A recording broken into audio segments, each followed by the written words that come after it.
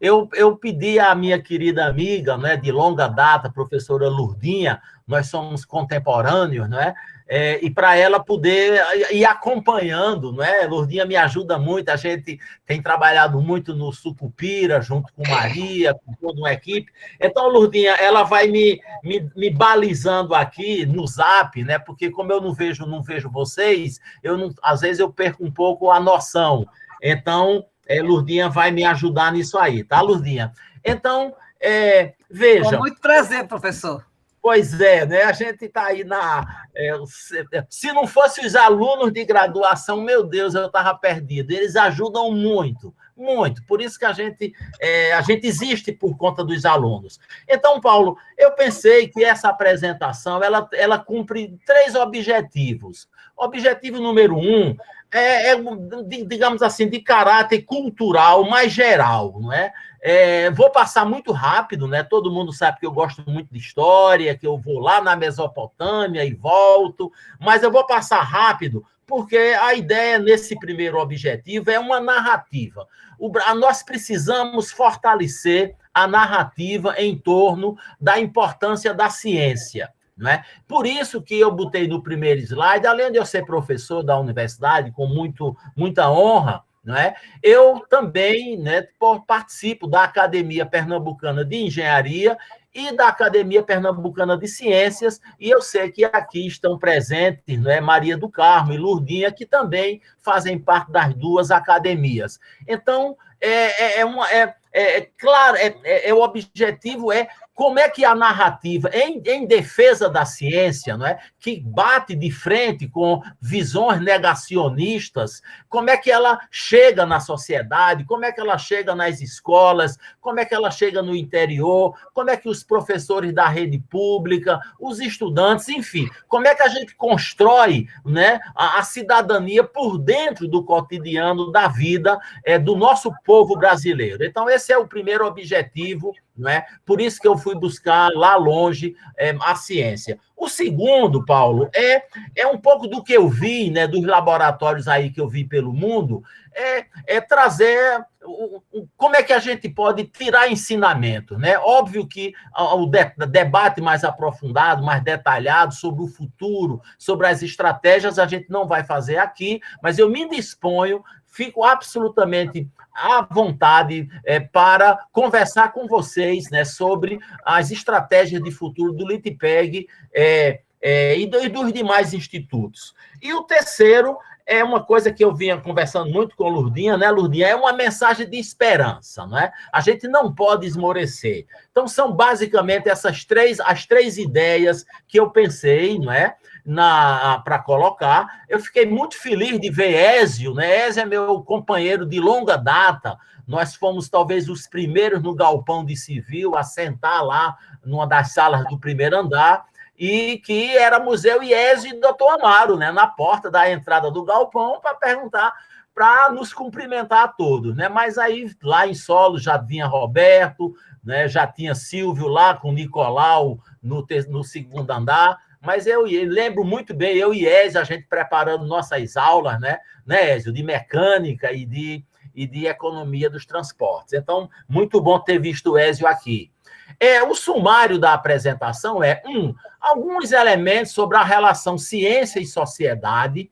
2, as 2 expressões ao longo da história, como a ciência se organiza, academias e laboratórios. Então, vocês veem que eu já estou muito influenciado, né, pela história das academias, né, que eu estou muito dedicado a essa ideia.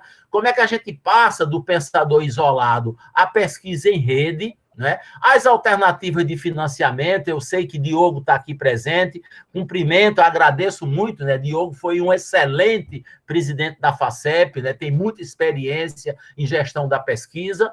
Então, esse é o segundo. O terceiro é a jovem ciência brasileira, Paulo, nos seus 70 anos, a contar do CNPq em 1951.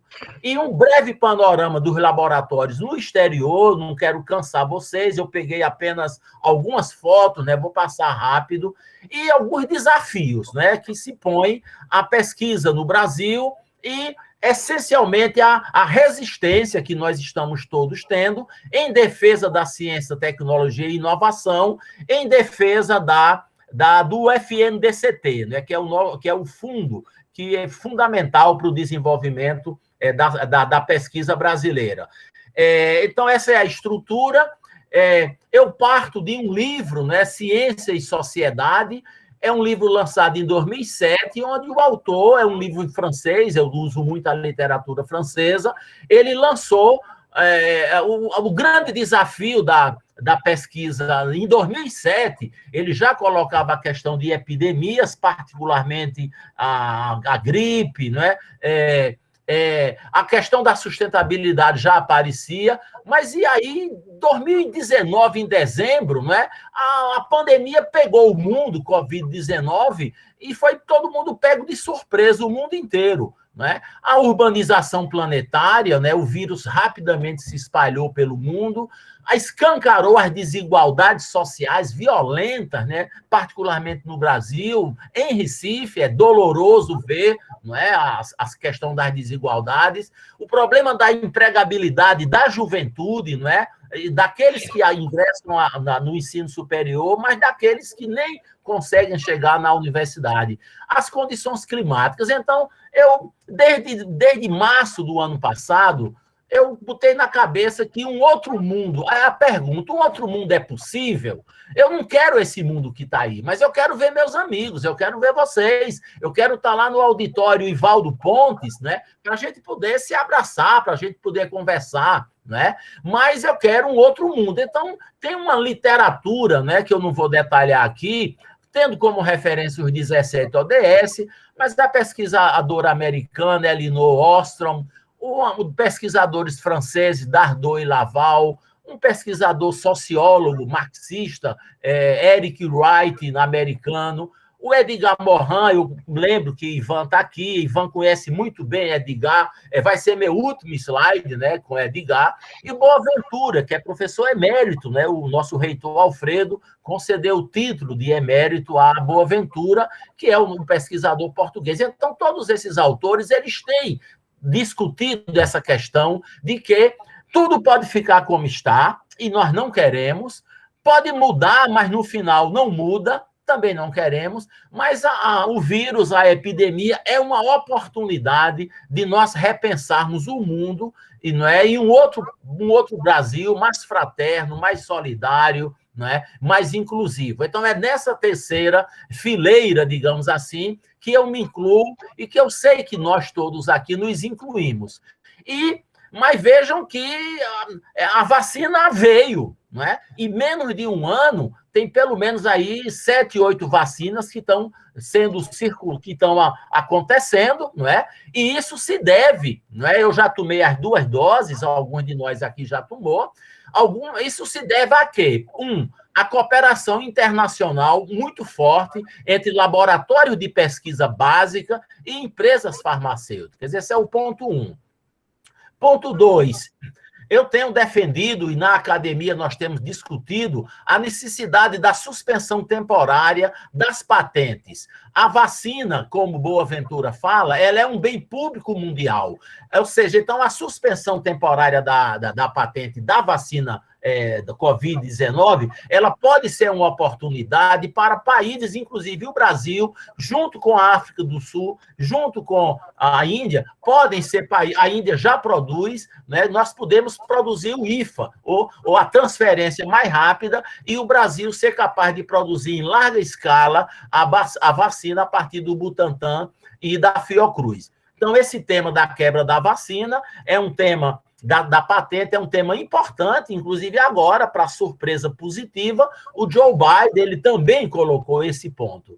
E a Academia Brasileira de Ciências, ela lançou recentemente um documento, Vacinas para o Brasil, onde coloca os desafios à construção das vacinas, a produção de vacina e a construção de centros nacionais de tecnologia. E esse é exatamente um ponto crucial. Como é que nós, brasileiros, como é que o Brasil, com 70 anos de uma agenda de ciência, como o Sérgio Rezende diz, muito forte, como é que a gente constrói a nossa independência tecnológica, a nossa independência científica? Então, essa é a ideia desse primeiro ponto, que é a defesa da ciência, né, e da articulação das universidades e das unidades, né, de pesquisa com a sociedade. A complexidade da relação ciência e sociedade, basicamente, como é que a ciência se organizou para responder a cada momento histórico, que instituições foram criadas e quais são os desafios que se põem aos laboratórios de pesquisa interdisciplinar. Então, estou mirando os laboratórios do porte do LITPEG, por exemplo, né? Então, aí não vou detalhar aqui, não dá tempo, mas a ciência é um fenômeno social histórico que responde aos desafios de sociedade. E ela traz intrinsecamente a ela a ideia força da autonomia, a capacidade de resistir às influências externas e os princípios da independência da ciência, da liberdade de cátedra, do rigor e da racionalidade no pensamento. Então, é isso que traz essa literatura sobre o conceito de ciência. A ciência na antiguidade, né, a gente poderia passar horas falando, mas eu trouxe 3 fotos, né, emblemáticas da ciência na antiguidade: a pedra da Roseta, não é? Que através dos hieróglifos, né, que foram traduzidos, né, pelos franceses, se consegue compreender como era a ciência no Egito, na Mesopotâmia. A Biblioteca de Alexandria, que foi o maior centro, não é, de ciência, né, do mundo antigo, e o famoso quadro de Rafael, a Escola de Atenas, não é? Então, Aristóteles e Platão estão entrando na academia e são símbolos, né, da ciência na antiguidade. Eu ia trazer, em homenagem ao professor Mário Cato, mas eu não consegui a tempo, né, uma foto da Universidade Imperial da China. Ao que me consta, a palavra universidade eu vi aparecer no mundo antigo na China, viu, Mário? Não sei se Mário está aqui, mas se Mário não tiver, fica aí a lembrança, né, da Universidade de Xi'an, né, que é talvez uma das mais antigas cooperações no Brasil, é justamente no laboratório de saneamento ambiental, né, e coordenado pelo professor Mário. Aqui temos toda a equipe, né, presente do laboratório, e a Universidade de Xi'an. Mas eu não consegui a foto da Universidade Imperial da China, na dinastia Han. Nós vamos entrando, saindo da antiguidade, chegando no Renascimento, na Idade Média, e Boaventura ele diz exatamente a essencialidade da instituição universitária, não é? Porque ela articula o passado e o futuro em torno do presente, e ela é um fiel depositário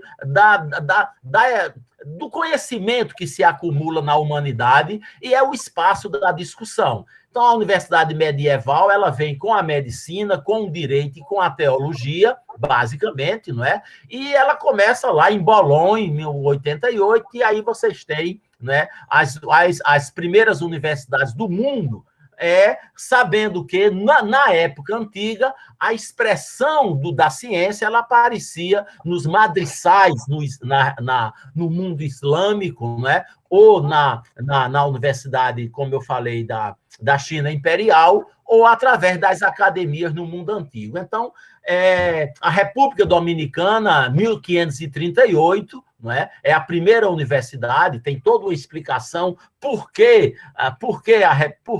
uma universidade de língua espanhola e por que a universidade de língua portuguesa só vai aparecer em 1827, não é? Com a Faculdade de Direito de Recife e de São Paulo. Essa é uma boa pergunta para um debate. Aqui a primeira universidade da América, né? Um campus muito bonito, muito forte do ponto de vista da história, né, da Nuestra América, né, como José Martí disse, né, lá no Caribe. Eu não consegui, porque fazer isso em casa, muita coisa está lá na universidade, mas essa é a foto, né, da reitoria, né, da universidade. de Santo Domingo. Eu conversei com o reitor Alfredo, ele disse que talvez ele entrasse, mas a agenda dele muito difícil, né? Mas porque junto dessa foto, numa rua paralela, tem uma outra foto, eu tirei da Academia da República Dominicana, e no outro lado da rua, o convento onde iniciou-se a universidade, não é? E que hoje é um museu ligado à língua francesa. Ou seja, então você tem aí muito próximos a universidade, a academia e o mosteiro, né? Eu falei museu, mas não é museu, é o mosteiro, né? que surgiu com a ida dos jesuítas. Então, o Boaventura continua a dizer que a universidade ela é muito importante para um projeto de país, tá? Então, esse é um outro tema muito, muito importante, não é, para o caso brasileiro, onde nós precisamos construir, né, ou reconstruir um projeto de desenvolvimento científico, tecnológico, econômico, que dê empregabilidade para os jovens, que seja inclusive, que nos projete internacionalmente com a nossa identidade. E as universidades públicas, elas são indispensáveis e fundamentais mesmo, né, para que isso aconteça. É um outro tema importante. A universidade ela tem esses valores, né? Os valores do conhecimento, do mérito.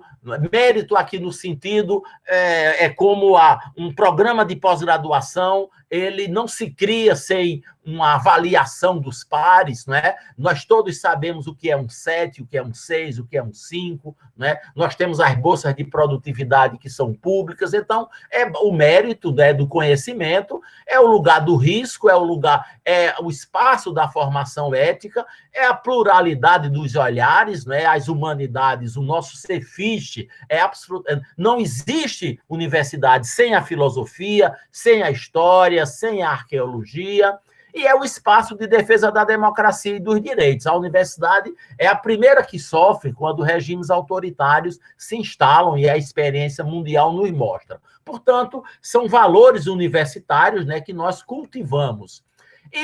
Então, veja, a ciência, na época medieval, ela vai se organizar, né? Ela aparece nas universidades, não é? Na medicina, na teologia, no direito, mas as ciências, do ponto de vista das engenharias ou das ciências exatas, ela vai aparecer nas academias. Isso é uma coisa muito interessante, não é? As academias é uma primeira forma de organização e ela herda, né, a Academia de Platão, é a primeira, né, criada na Grécia, e o Ateneu de Aristóteles, onde as aulas que Aristóteles proferia eram dadas do espaço público. Mas você veja que vai surgir já na fase, no final do mercantilismo, no início da Revolução Industrial, a academia, não é, de Licei, né, as duas academias na Itália, em Florença, a Royal Society em Londres e a Academia de Ciências na França. Então, há essas academias onde vai estar localizada a física, a química, a matemática, a biologia, onde Newton apresenta os seus princípios, né, o Principia, ela se dá exatamente no movimento de institucionalização da ciência. Então, isso é um aspecto importante, e os científicos, eles se apresentam à sociedade como uma comunidade regida por regras, né, e reivindica o reconhecimento e o seu papel. Nem sempre isso acontece, né? Nós sabemos o que aconteceu com Galileu, não é? Ou com Giordano Bruno, mas a academia é o primeiro espaço de organização da ciência, e a pesquisa científica, não é? A pesquisa já na segunda Revolução Industrial, não é? Final do século XIX, ela migra para a universidade. Então, a École Polytechnique e a École Normale são criadas na França, e a nossa professora querida Maria Sobral conhece muito bem a Universidade de Berlim, né, o modelo de universidade de Berlim, em 1810, com laboratórios de experimentação na área de biologia, que vai colocar o foco na pesquisa. E vão surgir os laboratórios, né? O foco, aí o foco agora são os laboratórios, não é? Os laboratórios, eles se desenvolvem. A Sher, eu me lembrei muito de Leonardo, viu, Léo? Léo Guimarães, né? Nós temos a Sher junto com Bernardo, com Lícia, com Analice, né? Ivaldo estava na origem. A Sher do petróleo, né? Com a universidade, eu acho que é de Alberta, né? Ou é Vancouver, eu não me lembro mais. É uma de Calgary, Alberta. É Alberta, né? Então, eu me lembrei de você, viu, Léo? As Sher, elas vão surgir exatamente no final do século XIX como unidades, né, voltadas para a pesquisa aplicada, tá? Por dentro das universidades. E nós temos o MIT, a Johns Hopkins e a Universidade de Harvard. Mas as academias, elas permanecem, não é? E a Academia da Suécia, quando lançou o Nobel em 1901, fez com que as academias tivessem um reconhecimento mundial até hoje. Mas veja que isso é uma coisa interessante, os lugares onde a ciência se desenvolve, eles são múltiplos. Eles vão do mosteiro, aí eu descobri que essa coisa que a gente, olha, o escritório de arquitetura ou o escritório de engenharia, o escritório de Jaime Guzmão, onde a gente encontrava nas sexta-feira, final de tarde, para tomar um chopp. Então, o escritório, eu descobri que ele é um espaço dentro do mosteiro onde eram feitas as traduções, não é, dos clássicos da antiguidade, sobretudo em língua árabe, para, não é, sob a tutela da igreja, evidentemente, sob a tutela, para que pudesse haver digamos assim, o guardar, né? O guardar da ciência da antiguidade para a época moderna. Os museus, os jardins, né? Então, a FACEP publica, né? Saiu agora o número 5 da publicação da FACEP, eu acho que vem do tempo de Diogo, que é os espaços de ciência aqui em Pernambuco, que são fantásticos, né? E o nosso espaço ciência com Pavão é o grande exemplo. Então, veja, Paulo, pessoal, o laboratório, ele tem um reconhecimento nacional. Lavoisier diz, olha, a química é uma ciência francesa. Então, reconhecimento nacional. Reconhecimento internacional. Os primeiros congressos internacionais acontecem exatamente, né, na virada do século XIX para o século XX. Os laboratórios privados, eles vão aparecer exatamente quando a eletricidade e a ferrovia impulsionam o desenvolvimento industrial com Thomas Edison, não é?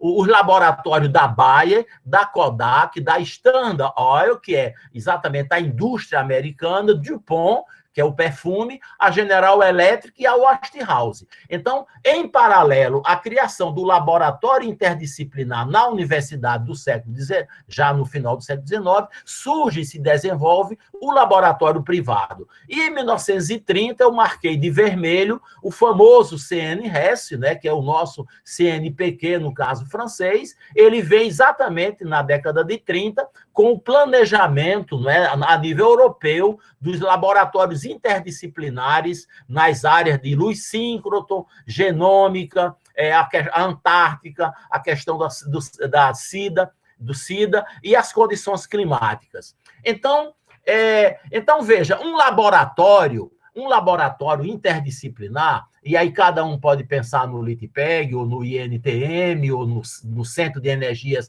Renováveis, ou no LICA, não é? ou no LNCC, o Laboratório Nacional de Computação Científica, ou o tanque oceânico lá na COP.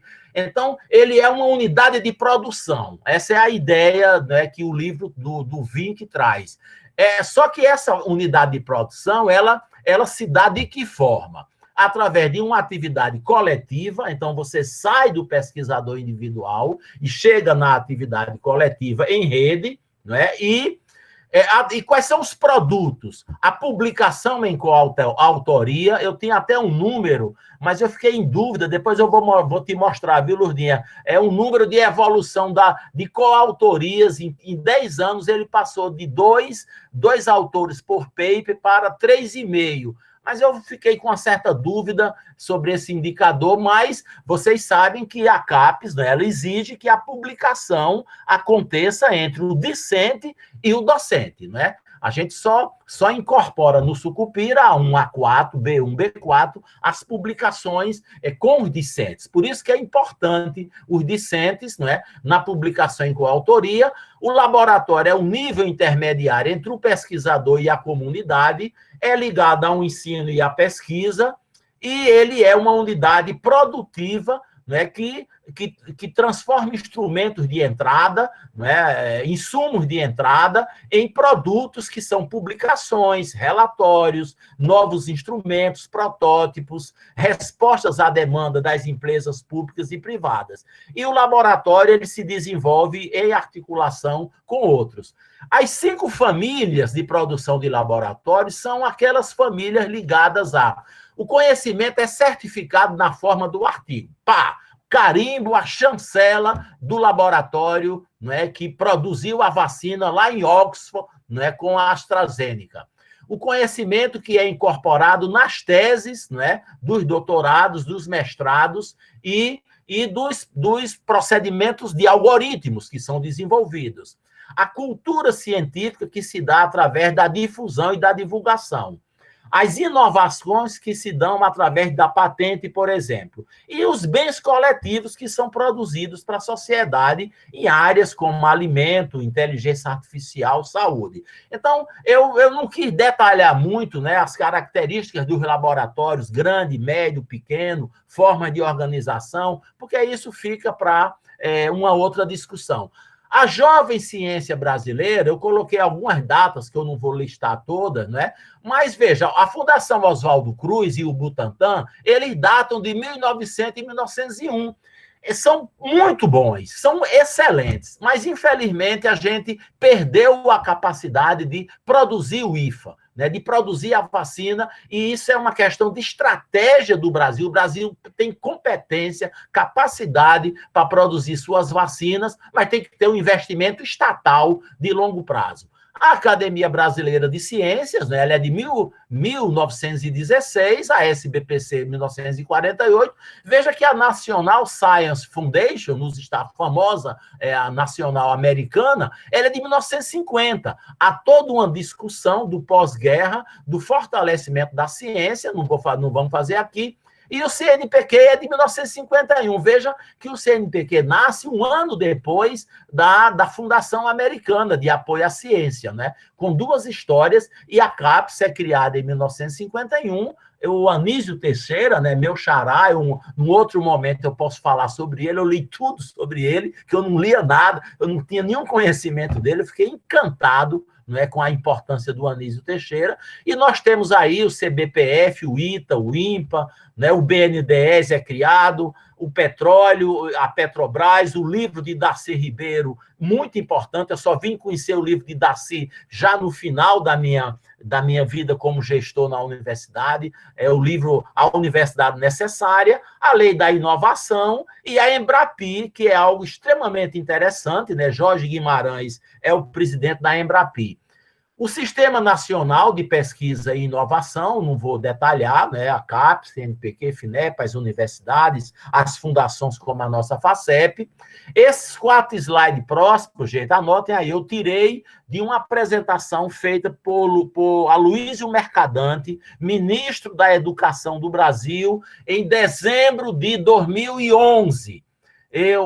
Foi na minha posse, outubro de 2011, e em dezembro ele fez uma apresentação na Andifes, era o primeiro ano do governo Dilma, né? E você vê que a evolução do FNDCT, né, que é o Fundo Nacional de Desenvolvimento Científico e Tecnológico, né, que é muito possante, que foi muito importante. Então, ele cresce de maneira intensa, né, no período do governo Lula, ele vai até 2012, e aí depois há um outro gráfico, né, que foi feito numa outra apresentação, e que começa a cair, né? E hoje a gente está numa situação bastante difícil, mas o mundo científico brasileiro está lutando, não é, para desbloquear os recursos contingenciados, né, do FDCT. Já foi aprovado no Congresso a lei, né, de que não pode contingenciar, e aí está uma luta política, né, para que o Congresso reafirme.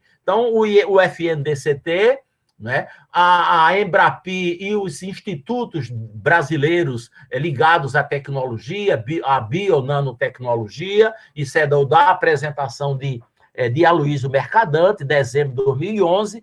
Depois ele fez uma outra em 2015, né? Eu devo ter ela lá no CTG, na minha sala, que foi no último dia de Dilma, né? A Andifes, todo mundo foi, e ele que falou em nome do governo Dilma para mostrar o que tinha sido feito. Eu não pude captar esse material até 2015.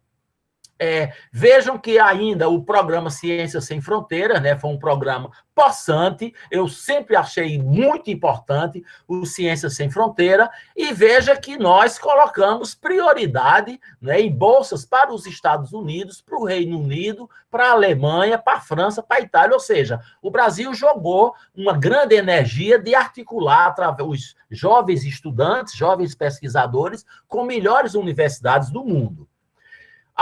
O programa de criação dos campi no interior, né? Então, tem muito estudante jovem, muitos docentes jovens que não sabem que em 2002 havia somente 43 universidades e a maioria delas na capital, inclusive a nossa UFPE. Mas em 2009, né, a universidade foi para o interior. Né? E criou 230 campi no interior. Eu tentei levantar os números mais recentes, mas há muita fragilidade aí nos dados, né? E muito difícil de obter esses dados hoje. Eu não preferi não trazer. Os INCTs ainda é da apresentação de Mercadante, 126 INCTs, né?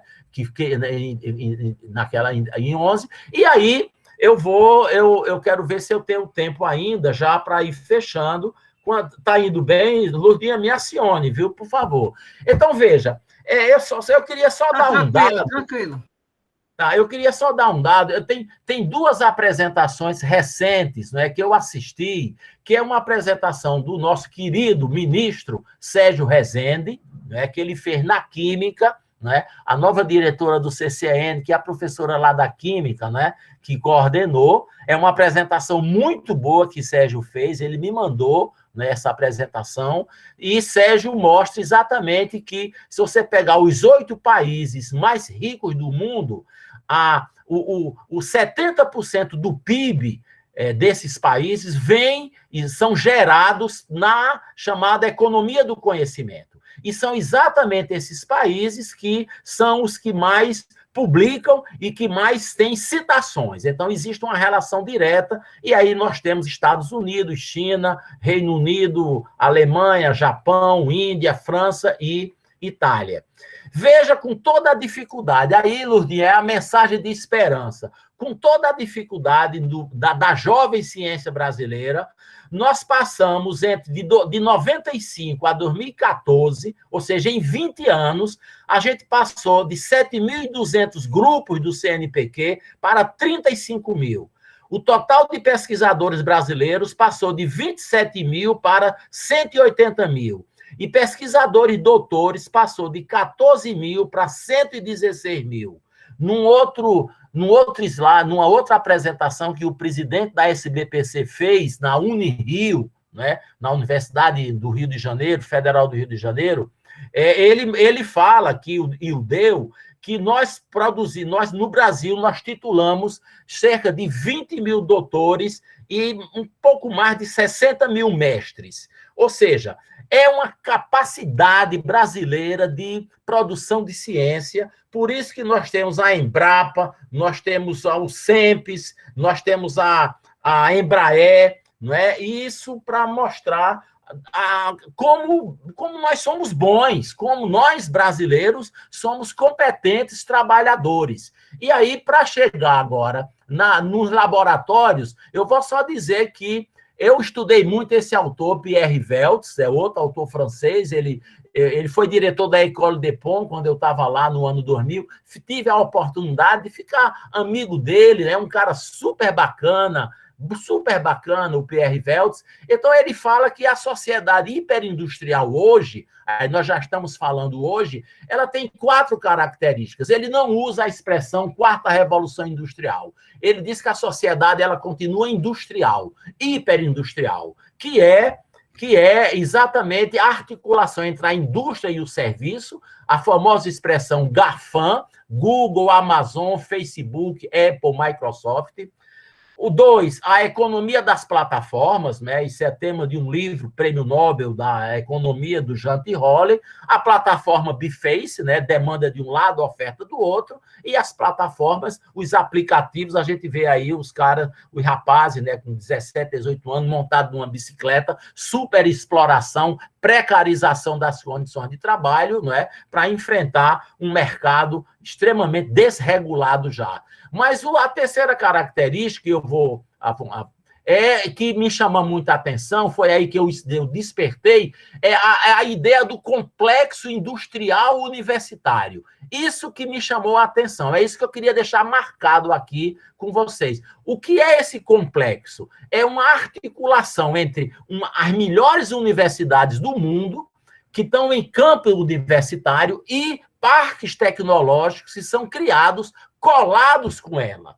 Então, quando eu li esse material, eu disse, rapaz, é por aí, viu? É por aí que a gente tem que construir a nossa articulação, né? E, evidentemente, o Vale do Silício é o mais famoso, tem muitas críticas, né? Mas Paulo Lira lembra, nós fomos juntos, Paulo, eu, a professora Suzana, lembra, Paulo? A gente foi visitar o Parque Tecnológico da UFRJ, não é? Que foi muito financiado pelo SEMPES, né? Nós visitamos o SEMPES e nós vimos a refinaria Abreu e Lima no protótipo. Eu fiquei assim, emocionado, como é que a gente, no Brasil, é capaz de construir refinarias e a gente ter um parque tecnológico poderoso, né, que articula o tempo todo com a COP. Por isso que a COP é o maior centro de pós-graduação da nossa América. Eu sei que Paulo fez o mestrado dele lá, juntamente com Paulo Regis, com Afonso. Acho que Silvana também fez, né, o mestrado lá. Enfim, então esse é um ponto que eu queria avançar. Eu vou dar um pulo aqui.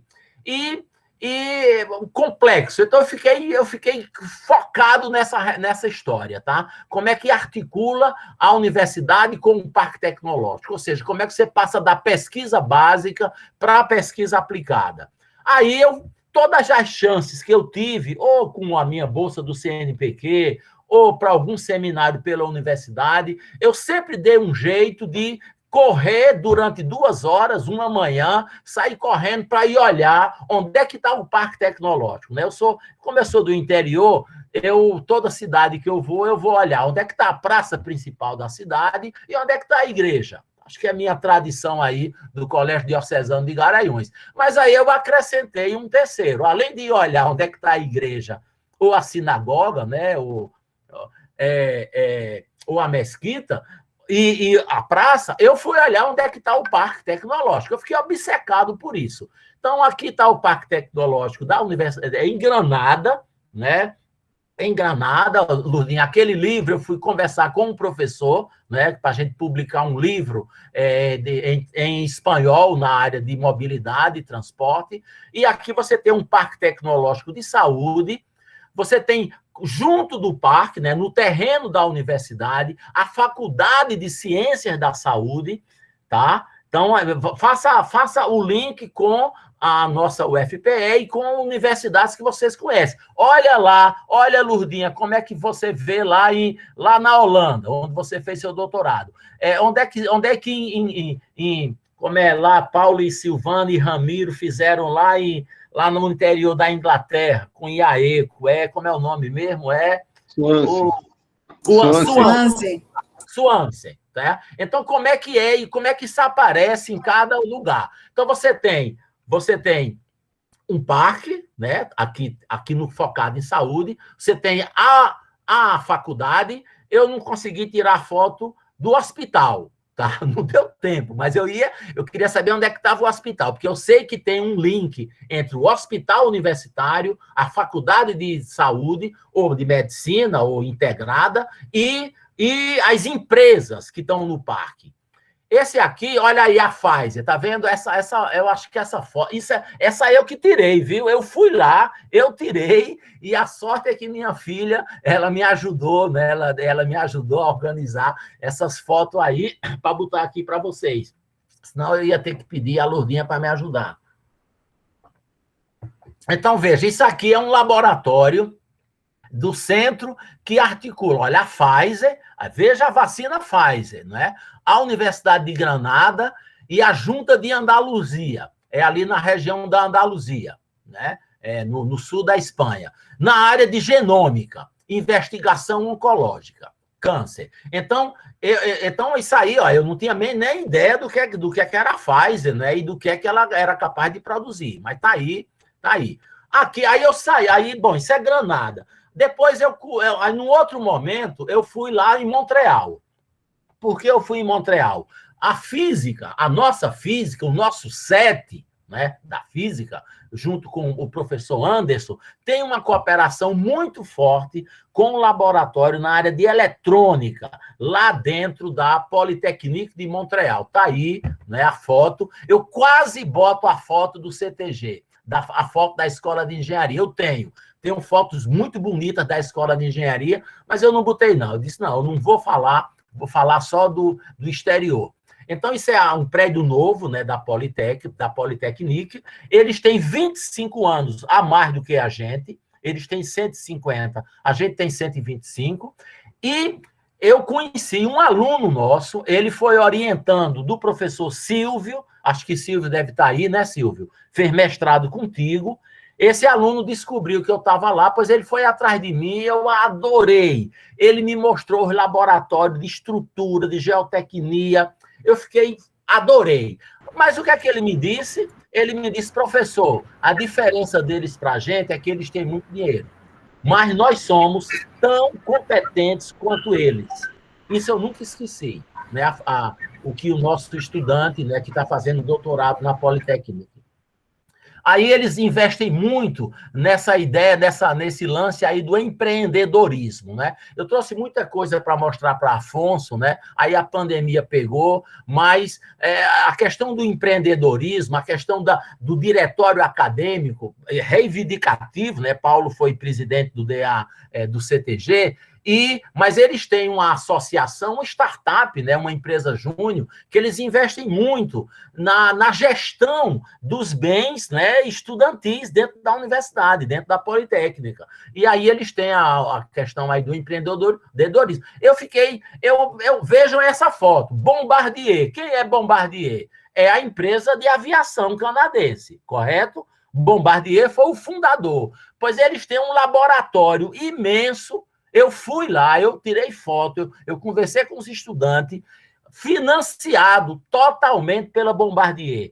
Eu queria muito, eu estou arriscando aqui, mas eu queria muito que o grupo Antônio Hermílio de Moraes financiasse um senhor laboratório para estruturar a nossa pesquisa na área de tecnologia mineral. Eu sou totalmente a favor, né, de financiamentos dessa natureza, obviamente dentro de um quadro legal definido, aprovado pelo Conselho Universitário da instituição, com os recursos entrando pela fundação da universidade, transparente, dentro da lei, com o de acordo das procuradorias, problema zero, né? Problema zero. Então, está aí a experiência da Bombardier, evidentemente que eles financiam bolsas, pesquisa em torno do transporte aéreo, não tem nenhum problema. Né? A gente quer que a Embraer faz isso junto com o ITA. Eu assisti uma palestra do professor lá do ITA sobre a reforma curricular do ITA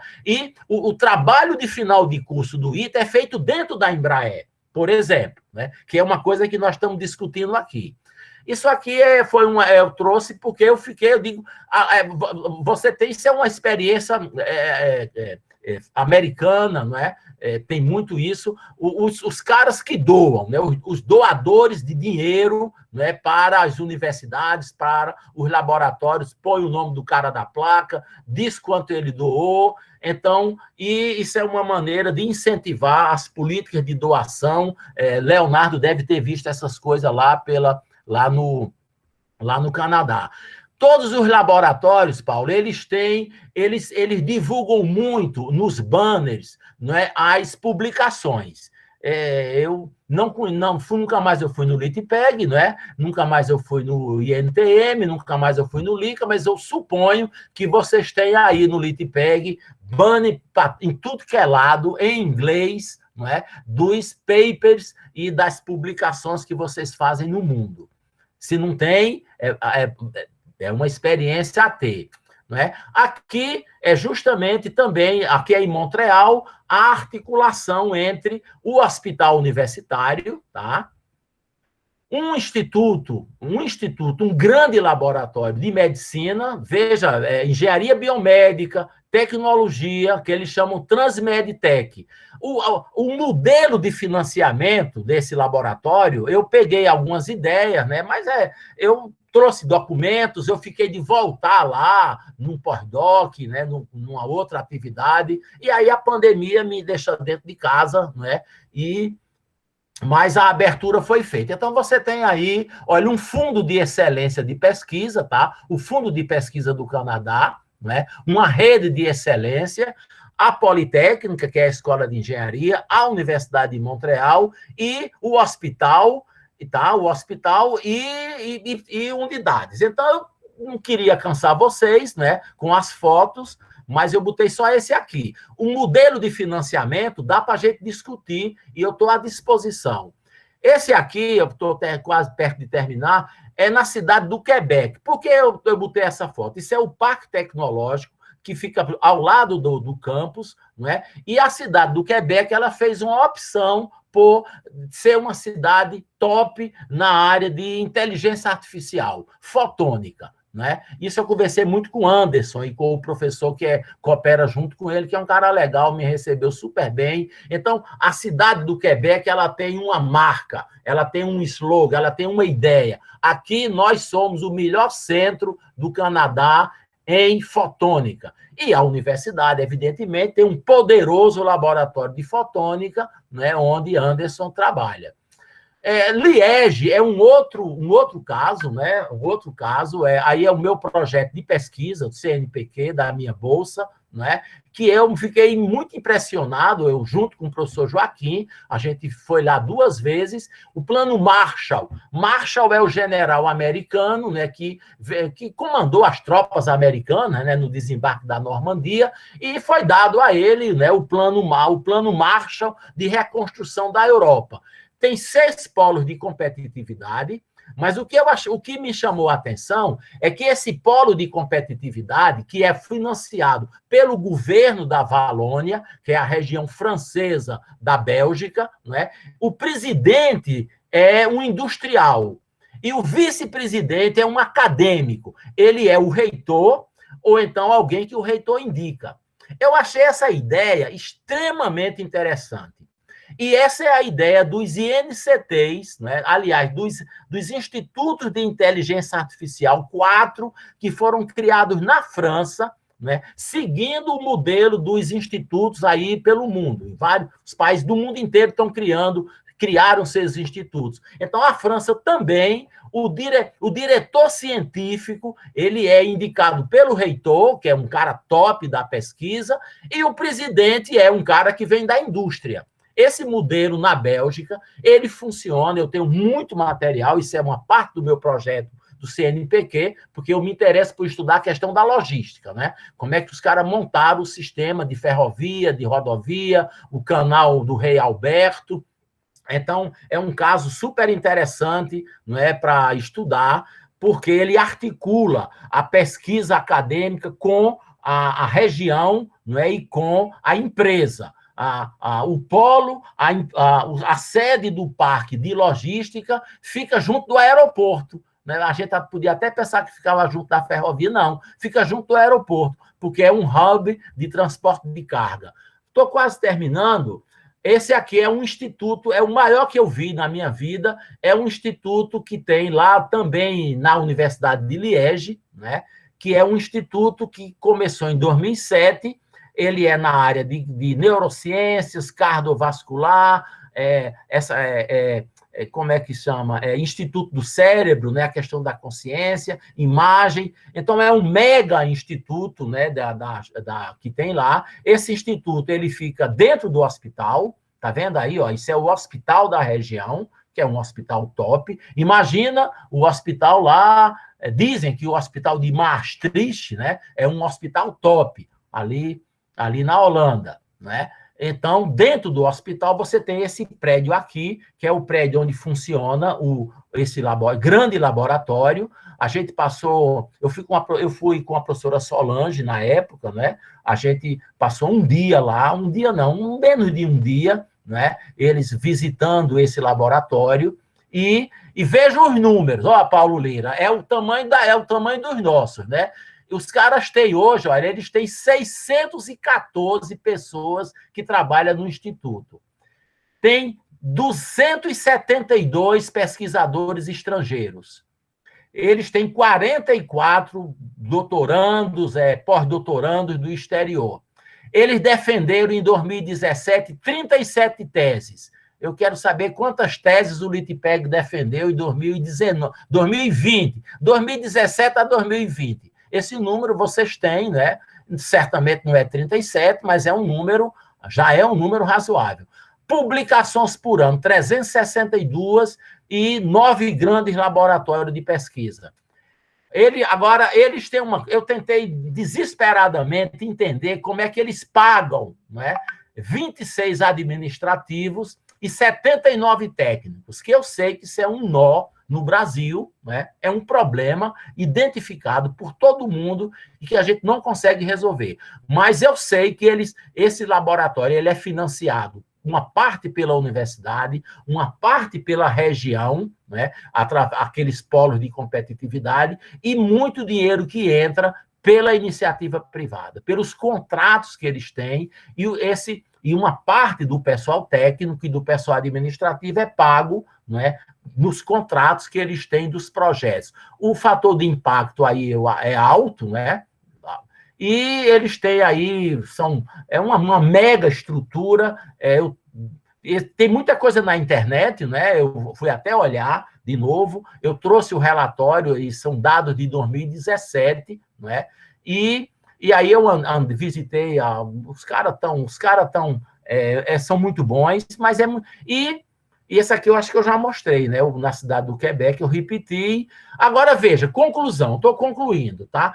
Ensinamentos. Essa é o slide que eu gostaria muito, Paulo, que a gente conversasse com o Conselho Científico, eu estou à disposição. Áreas estratégicas. Um grande laboratório, ele tem que trabalhar em área estratégica, para o país e para a região. Ele tem que ter escala.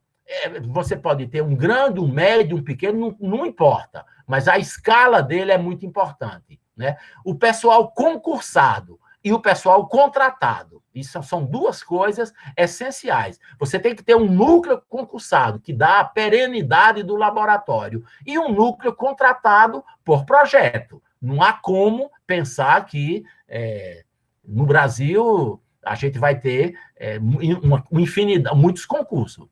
As redes de cooperação, esses grandes laboratórios, ou um laboratório interdisciplinar, ele trabalha em rede. Ele tem que estar articulado com o plano estratégico da instituição. Se a instituição e o laboratório caminham juntas, né?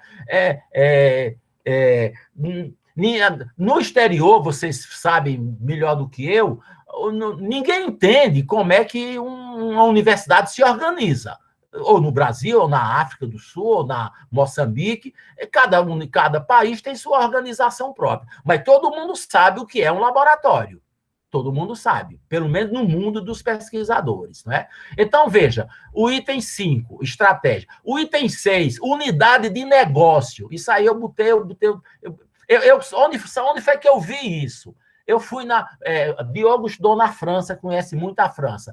A Universidade Diogo Paul Sabatier, em Toulouse, né, onde o nosso vice-reitor estudou, ele conhece bem, né? Eu vi lá uma sala e tinha uma equipe lá. Eu digo, o que é esse pessoal?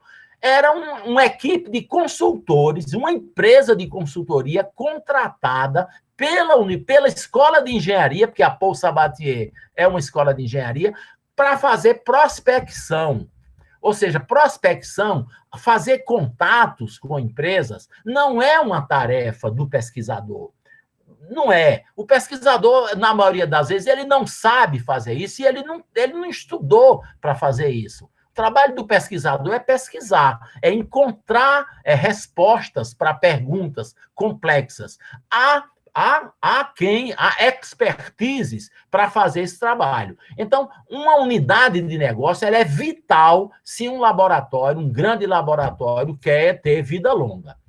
Setor de comunicação, não é?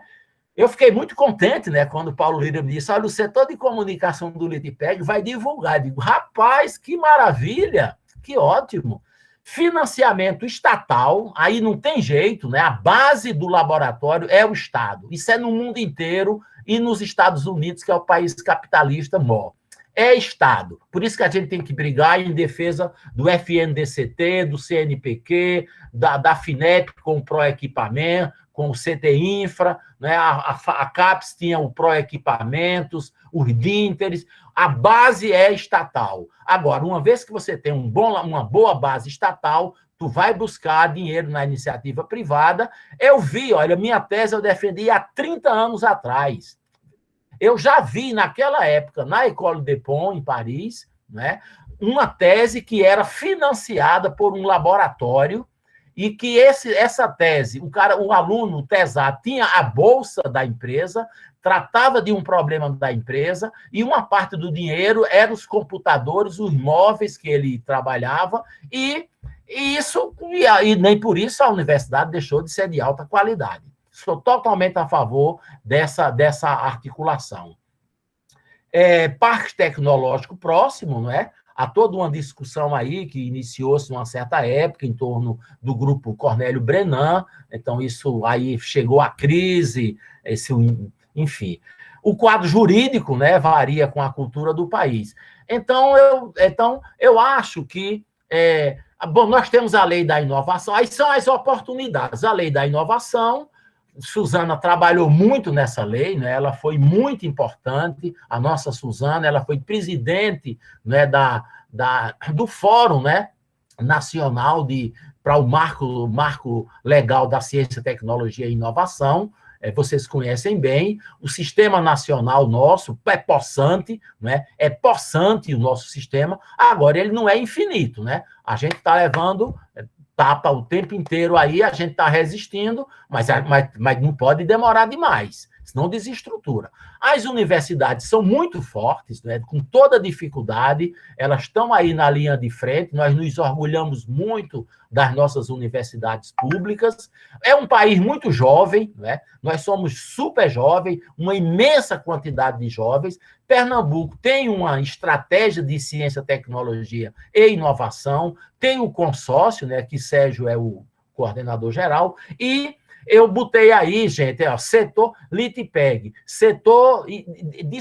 discutir dentro do Litipeg os setores que são competitivos em áreas determinadas do ecossistema de energia. Por que é que eu botei isso? Eu botei isso hoje, há 1 hora atrás, porque nós estamos discutindo na Academia Pernambucana de Ciências e na Academia Brasileira de Ciências as condições para o Brasil ser independente e autônomo na produção de vacina.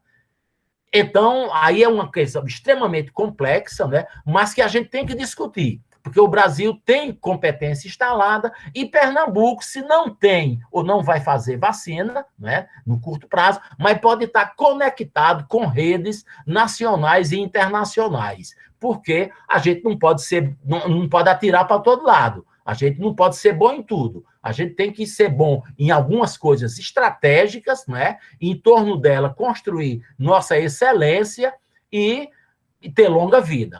Último slide, né? Espero ter trazido a esperança. É o que a Lourdinha me disse. Não vai falar fala de coisas que animam a turma. Edgar Morin. Se Ivan estiver aqui, ele pode dizer. Edgar Morin é uma das figuras mais extraordinárias que existe. Esse senhor, ele terá nada mais, nada menos do que 100 anos agora em julho. Ele nasceu em 1921, né? A mãe dele faleceu como consequência da gripe espanhola, né? Ele se viu na Primeira e na Segunda, na Segunda Guerra Mundial. Ele é uma trajetória extraordinária. Ele é francês, né? E quando ele completou 99 anos, há um ano atrás, né, em julho de 2021, ele lançou um pequeno livro e eu tive acesso ao livro, né, pela internet, e eu fiquei impressionado com o que ele diz quando ele dedica. Olha o que ele diz. Olha, o nome do livro é Mudemos de Caminho, de Percurso, de Via. Ou seja, nós podemos mudar de via. Nós podemos passar de um lado ruim para um lado bom. Nós podemos... Agora, ele dedica a pessoas próximas, né? Mas ele dedica a todos que arriscaram suas vidas para salvar nossas. E ele diz, a esse livro, ele dedica todas as suas energias na esperança de que um outro mundo seja possível. Eu achei assim, em plena pandemia, ele trancado em casa, 99 anos, ele não perdeu a esperança. Ora, se ele não perdeu, por que é que nós vamos perder? Nós não vamos perder. É isso, eu queria, muito obrigado. Se alguém perguntar que foto é essa, é da Escola de Agronomia, da primeira Escola de Agronomia da Bahia, onde fica hoje a reitoria da Universidade Federal do Recôncavo Baiano. É uma das últimas universidades criadas pela presidente Dilma, e eu tive a oportunidade de estar lá, eu fiquei emocionado quando eu vi, e é uma homenagem ao projeto de interiorização das universidades brasileiras. É isso. Vamos bater palma, tira o som.